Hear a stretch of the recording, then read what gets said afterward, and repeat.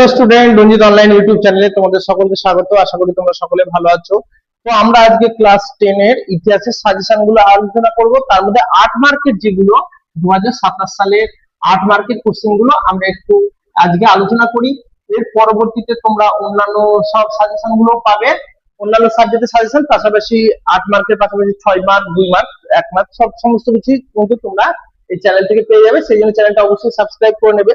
তো 8 মার্কের যে কোশ্চেন গুলো ইতিহাসের ক্ষেত্রে আমরা দেখব সেটা হচ্ছে নবজাগরণের প্রকৃতি। যদি বলি, আমরা লিখে দিলাম বাংলা নবজাগরণ বলতে কি বোঝো। এটা কিন্তু খুব ইম্পর্টেন্ট কোশ্চেন। এই কোশ্চেনটা তোমরা বাড়িতে লিখবা, লিখে কিন্তু বারবার পড়তে হবে বাংলা নবজাগরণ কি আর এই নবজাগরণের প্রকৃতি কেমন ছিল। তো এই কোশ্চেনটা আমরা একটু আলোচনাও করব পরে। তারপরে 2 নম্বর হচ্ছে ঈশ্বরচন্দ্র বিদ্যাসাগরের বিধবা বিবাহ। তাহলে ঈশ্বরচন্দ্র বিদ্যাসাগর বিধবা বিবাহ, হ্যাঁ,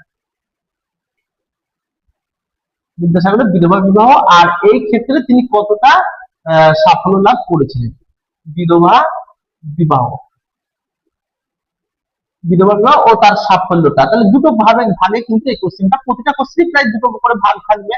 তো সেইভাবে তোমাদের প্যারা চেঞ্জ করে সুন্দর করে লিখতে হবে সাফল্য লাভ। তো 3 নম্বর কোশ্চেন হচ্ছে জাতীয়তাবোধ। আমরা একটু লিখে নিই, জাতীয়তাবাদ বিকাশের কারণগুলি। জাতীয়তাবাদ বিকাশের কারণগুলি লেখো, কারণগুলি লেখো, কারণগুলি লেখো। এখানে 3 নম্বরে যেটা জাতীয়তাবাদ বিকাশের কারণ, এখানে দেখা যাবে যে 19বিংশ শতকে লেখায় বা রেখায়, অর্থাৎ বিভিন্ন গ্রন্থের মাধ্যমে বা বিভিন্ন পত্রপত্রিকার মাধ্যমে আর বিভিন্ন ছবি আঁকার মাধ্যমে, হ্যাঁ, অবনীন্দ্রনাথ ঠাকুর, গগনেন্দ্রনাথ ঠাকুর, তাদের অবদানগুলো আমরা একটু এখানে লিখে নেব। তারপর 4 নম্বর আমরা নীল বিদ্রোহটা লিখে নিচ্ছি। নীল বিদ্রোহ, নীল বিদ্রোহ কারণ ও গুরুত্ব লেখো। নীল বিদ্রোহের কারণ ও গুরুত্ব।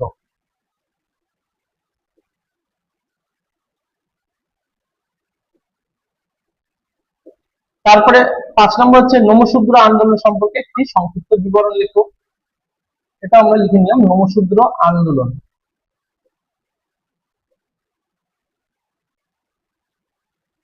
সম্পর্কে লেখো।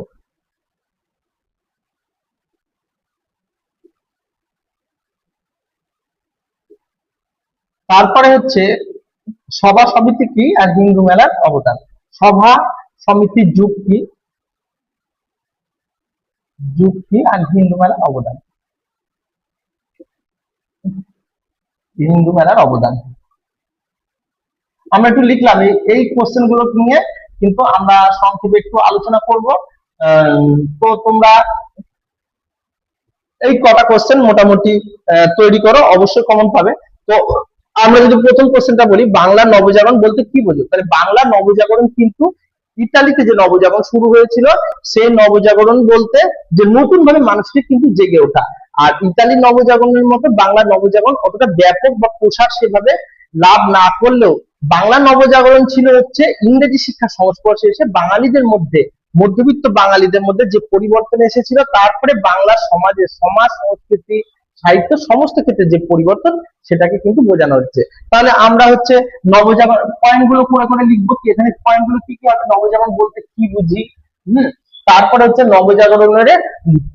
নবজাগরণের চরিত্রটা কেমন ছিল। এখানে যদি আমরা দেখি 2 ধরনের চরিত্র, কিন্তু 2 ধরনের ঐতিহাসিকরা এখানে ব্যাখ্যা করেছেন। 1 নম্বর যদি আমি বলি, যদুনাথ সরকার বলছেন যে বাংলা নবজাগরণটা ইতালি নবজাগরণ থেকে আরো বেশি ব্যাপক ছিল।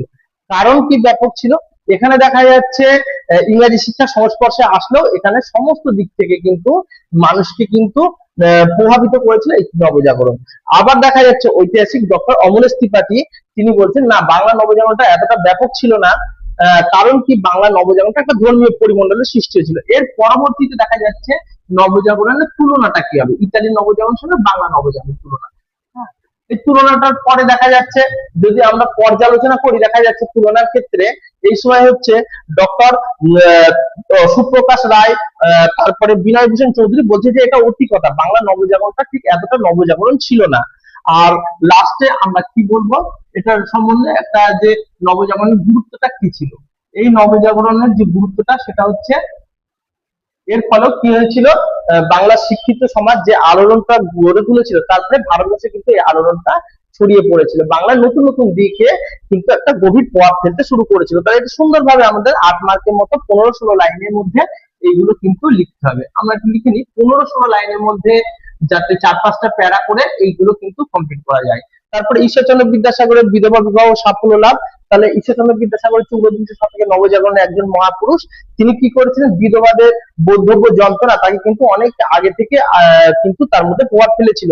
তিনি কি করেছিলেন, তাহলে বিধবা বিবাহের এটা আমরা যদি বলি ভূমিকাটা, তাহলে ভূমিকা বা সূচনা তাহলে আমরা এইভাবে লিখবো যে ঈশ্বরচন্দ্র বিদ্যাসাগর তিনি ঊনবিংশ শতকে একজন মহাপুরুষ। তিনি এই বিদ্যাসাগর বিধবা বিবাহের ক্ষেত্রে তিনি বিভিন্ন রকম পত্রপত্রিকার মাধ্যমে, যেমন তিনি কি কি পত্রপত্রিকা তিনি করেছে, পত্রপত্রিকা যেমন তত্ত্ববোধিনী পত্রিকার মাধ্যমে। তারপরে বিদ্যাসাগরের বিধবা বিবাহ প্রচলিত হওয়া উচিত কিনা এই বিষয়ে তিনি একটা প্রস্তাব বলে একটা পত্রিকা বা পুস্তক প্রকাশ করেছিলেন। তারপরে আবার দেখা যাচ্ছে যে তিনি পরাশর সংহিতা থেকে, তাহলে পরাশর সংহিতা থেকে তিনি উদ্ধৃতি তুলে প্রমাণ করছেন যে বিধবা বিবাহ কিন্তু আইনসম্মত। এটা কিন্তু প্রাচীন হিন্দু একটা গ্রন্থ, যার ফলে তিনি কিন্তু মানুষের কিন্তু সমর্থন পেলেন এবং তিনি প্রচুর মানুষের স্বাক্ষর জোগাড় করলেন। স্বাক্ষর জোগাড় করে সেই সময় ভারতের গভর্নর জেনারেল লর্ড ক্যানিং কে এটা পাঠানো হয়েছিল এবং 1856 সালে বিধবা বিবাহ আইন সাফল্য লাভ করেছিল। 1856 সালের 26শে জুলাই পঞ্চদশ রেগুলেশন আইনের মাধ্যমে বিধবা বিবাহ আইনটা পাস হয়েছিল এবং প্রথম বিধবা বিবাহ কিন্তু তিনি ঈশ্বরচন্দ্র বিদ্যাসাগর দিয়েছিলেন। শ্রী শরৎচন্দ্র সঙ্গে কালীমতি দেবীর বিবাহ দিয়েছিলেন। এছাড়াও তার নিজের ছেলের সঙ্গে বিবাহ দিয়েছিলেন। তিনি প্রায় 80,000 টাকা সেই সময় ব্যয় করেছিলেন বিধবাদের উদ্দেশ্যে এবং প্রায় 60টি বিধবা বিবাহ তিনি কিন্তু অনুষ্ঠিত করেছিলেন। তাহলে বিধবা বিবাহ আন্দোলনের আমরা দেখবো এটা পুরো সাফল্য লাভ করেছিল। হ্যাঁ, তো এইভাবে কিন্তু বিধবা আন্দোলনটা আমরা দেখলাম আস্তে আস্তে কিন্তু মেয়েদের একটা মুক্তির পথ কিন্তু সেই সময় আর একটা ক্ষেত্রে সাফল্য লাভ করলো। এরপরে আমরা জাতীয়তাবাদ বিকাশের কারণগুলি যদি আমরা দেখি, জাতীয়তাবাদ বিকাশের মধ্যে অনেকগুলো কারণ ছিল। সেই সব কারণের মধ্যে যেমন হচ্ছে ভূমিকা লিখতে হবে। জাতীয়তাবাদ কি আগে আমাদের জানতে হবে। জাতীয়তাবাদ মানে হচ্ছে যখন কোন সমাজে কোন কিছুর বিরুদ্ধে প্রচন্ড ভাবে জাতীয়তা বোধ জেগে ওঠে, অর্থাৎ নিজেদেরকে জানার অধিকার এবং তার ফলে তারা বিদেশি শাসনের বিরুদ্ধে গর্জে উঠেছিল, সেটা হচ্ছে জাতীয়তাবোধ। যেটা ইংরেজদের আমলে ইংরেজি শাসনের বিরুদ্ধে ভারতীয়দের মধ্যে জাতীয়তাবোধ জাগরিত হয়েছিল এবং এর মধ্যে দিয়ে আমরা বিভিন্ন পত্র-পত্রিকা গুরুত্বপূর্ণ ভূমিকা লিখেছিল, সেগুলো আমরা একটু লিখে নেব। পত্র-পত্রিকার পাশাপাশি এখানে বিবেকানন্দের যেমন বর্তমান ভারত পত্রিকাটা, রবীন্দ্রনাথ ঠাকুরের গোড়া উপন্যাস এবং বঙ্কিমচন্দ্রের আনন্দমঠ, এইগুলো পত্রিকাগুলো কিন্তু খুব গুরুত্বপূর্ণ ভূমিকা রেখেছিল। আর যদি বলি আমরা হচ্ছে রং বা রেখার ক্ষেত্রে আমরা আলোচনা করব এখানে অবনীন্দ্রনাথ ঠাকুর। অবনীন্দ্রনাথ ঠাকুর আমরা লিখে নিলাম, অবনীন্দ্রনাথ ঠাকুর আর হচ্ছে গগনেন্দ্রনাথ ঠাকুর। এদের অবদান সুন্দর করে পয়েন্ট করে সুন্দর করে লিখতে হবে জাতীয়তাবাদ বিকাশের কারণগুলো। তারপরে আমরা যদি বলি নীল বিদ্রোহ কত সালে শুরু হয়েছিল, তাহলে 1859 থেকে 1860 সালে শুরু হয়েছিল, বাংলায় শুরু হয়েছিল নীল বিদ্রোহ। এখানে দেখা যাচ্ছে নদিয়ার চৌগাছায় বিষ্ণুচরণ বিশ্বাস এবং দিগম্বর বিশ্বাস নীল বিদ্রোহ শুরু করেছিল। আর নীল বিদ্রোহের কারণ কি কি ছিল সেগুলো তাহলে আমরা প্রথমে যদি আমরা ভূমিকা লিখি, দেখা যাচ্ছে নীল চাষের কি করতো, নীল চাষিরা তারা ভারতে কিন্তু নীল চাষ প্রবর্তন করার জন্য তারা প্রচেষ্টা শুরু করেছিল। তারা ভারতের জমিগুলোকে নিত, চাষিদের জমিগুলোকে নিয়ে সেখানে নীল চাষ শুরু করতো এবং দাদন দিত অগ্রিম। তো দাদন দেওয়ার মাধ্যমে তাদের জমি জোর করে কেড়ে নিয়ে তাদের চাষবাস থেকে তারা নীল চাষ করতে বাধ্য করতো এবং তাদের ফসল পরবর্তীতে কম দামে নিয়ে নেওয়া হতো। এখানে দেখা যাচ্ছে নদিয়ার চৌগাছা গ্রামে বিষ্ণুচরণ বিশ্বাস এবং দিগম্বর বিশ্বাস নীল চাষের বিরুদ্ধে তিনি কিন্তু নীল চাষের পরিবর্তনের বিরুদ্ধে তিনি কিন্তু আন্দোলন শুরু করেছিলেন। এরপরে আমরা পাবো রফিক মন্ডল, তারপরে হচ্ছে মেঘাই সর্দার, এরকম সবারই নাম পাবো। তারপরে রামরতন মল্লিক, তাতে তাদের ভূমিকা ছিল গুরুত্বপূর্ণ। এবং লাস্টে কি হয়েছিল, যদি আমরা বিদ্রোহের কারণগুলো লিখলাম, তারপরে আমরা যখন গুরুত্বতে দেখবো যে সরকার কিন্তু বাধ্য হয়ে কিন্তু এই নীল চাষীদের কথা বুঝতে পেরে কিন্তু নীল কমিশন গঠন করেছিল, এবং তাদের ক্ষেত্রে লাস্টে কিন্তু নীল চাষটা আস্তে আস্তে উঠে গিয়েছিল যখন সরকারিভাবে কৃত্রিম নীল আবিষ্কৃত হয়েছিল। এরপর আমরা নমশূদ্র আন্দোলনটা জানবো। নমশূদ্র আন্দোলন তাহলে কারা ছিল, তারা মানে ভূমিকার ক্ষেত্রে আমরা দেখবো পূর্ববঙ্গের একটা কৃষিজীবী সম্প্রদায় ছিল যারা নমশূদ্র নামে পরিচিত ছিল। আর এখানে বগুড়া জেলা, তারপরে বিভিন্ন জায়গার নমশূদ্র আন্দোলন কিন্তু তারা নিজেদের অধিকার প্রতিষ্ঠার জন্য 1872 সালে এই আন্দোলন শুরু করেছিল, এবং তারা নিজেদেরকে ব্রাহ্মণ সমগোত্রীয় বলে মনে করত। এটা রায়চরণ বলে একজন, তিনি কিন্তু তাদের যে পত্রিকা, এই পত্রিকাটা হচ্ছে পতাকা পত্রিকা। তো এই পতাকা পত্রিকার মাধ্যমে তাদের দাবি দাবা তারা তুলে ধরেছিলেন, এবং লাস্টে কি হয়েছিল, এবং তারা নমশূদ্র অ্যাসোসিয়েশন প্রতিষ্ঠা করেছিলেন। এগুলো এগুলো একটু লিখে নিই আমরা। তারা নমশূদ্র অ্যাসোসিয়েশন প্রতিষ্ঠা করেছিলেন, অ্যাসোসিয়েশন অ্যাসোসিয়েশন প্রতিষ্ঠা করেছিলেন। আর এখানে নমশূদ্র আন্দোলনের ক্ষেত্রে যারা নেতা ছিলেন তাদের মধ্যে যদি আমরা এখানে নেতা কার লিখি, তাহলে নেতৃবৃন্দ ছিলেন কারা কারা। নেতৃবৃন্দ ছিলেন হচ্ছে নেতৃবৃন্দ, এখানে নেতৃবৃন্দের ক্ষেত্রে আমরা দেখবো শ্রী হরিচাঁদ ঠাকুর ও শ্রী গুরুচাঁদ ঠাকুর, তারা এই আন্দোলনে গুরুত্বপূর্ণ ভূমিকা নিয়েছিলেন। এবং হরিচাঁদ ঠাকুর অনেক স্কুল প্রতিষ্ঠা করেছিলেন, এবং তিনি বলতেন তোমরা না খেয়ে থাকো তাও ভালো, কিন্তু আগে হচ্ছে শিক্ষার কথা বলেছিলেন, যে তোমরা তোমাদের সন্তানকে শিক্ষা দাও, তার ফলে একটা ভালো সমাজ গড়ে উঠবে।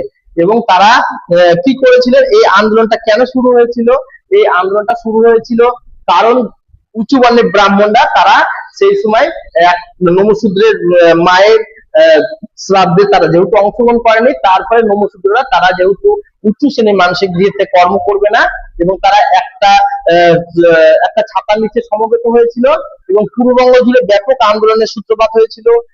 তারা তারপরে 1838 সালে তারা কংগ্রেসের সঙ্গে জাতীয় কংগ্রেসের সঙ্গে থেকে তাদের নিজেদের দাবি দেওয়া আদায়ের পক্ষে মতামত প্রচার করতে থাকে, এবং তারা বাংলা ভাগের সময় তারা বাংলা ভাগের বিরোধিতা করেছিল। অবশেষে যোগেন্দ্রনাথ মন্ডল আবার নমশূদ্র আন্দোলনে গুরুত্বপূর্ণ একটা ভূমিকা নিয়েছিলেন। তিনি পূর্ববঙ্গে থাকাকালীন তিনি পাকিস্তানে কিন্তু মন্ত্রিত্ব পদ গ্রহণ করেছিলেন। তো মন্ত্রিত্ব পদ গ্রহণ করে যোগেন্দ্রনাথ মন্ডল নমশূদ্র আন্দোলন সম্পর্কে তিনি কিন্তু একটা গুরুত্বপূর্ণ অবদান রেখেছিলেন। পরবর্তীতে পূর্ববঙ্গে অত্যাচারের ফলে নমশূদ্র সম্প্রদায় কিন্তু সবাই কিন্তু দেশ ত্যাগ করে ভারতবর্ষে চলে এসেছিল। তো এবার পরবর্তী কোশ্চেনটা আমরা পড়বো, সভা সমিতির যুগ কি, হিন্দু মেলার অবদান। তাহলে সভা সমিতি হচ্ছে ঐতিহাসিক ডক্টর অনিল শীল, আমরা লিখবো হচ্ছে অনিল শীল 1838 থেকে এই যে 1885 সাল, এই যুগটাকে হচ্ছে ঐতিহাসিক অনিল শীল, আমরা একটু লিখে দিলাম, এই যুগটাকে সভা সমিতির যুগ বলে উল্লেখ করেছেন। কেন, কারণ কি এই সময় বিভিন্ন সভা সমিতি কিন্তু ইংরেজি শিক্ষার সংস্পর্শে এসে ভারতীয়দের মধ্যে যে একটা চেতনা গড়ে উঠেছিল, তারা ইংরেজদের বিরুদ্ধে কিন্তু বিভিন্ন সভা সমিতি প্রতিষ্ঠার মাধ্যমে একটা ঐক্যবদ্ধ প্রতিষ্ঠানের রূপ দেওয়ার চেষ্টা করেছিল। সেটা সভা সমিতিটা, এটা একটা পয়েন্ট করে লিখতে হবে।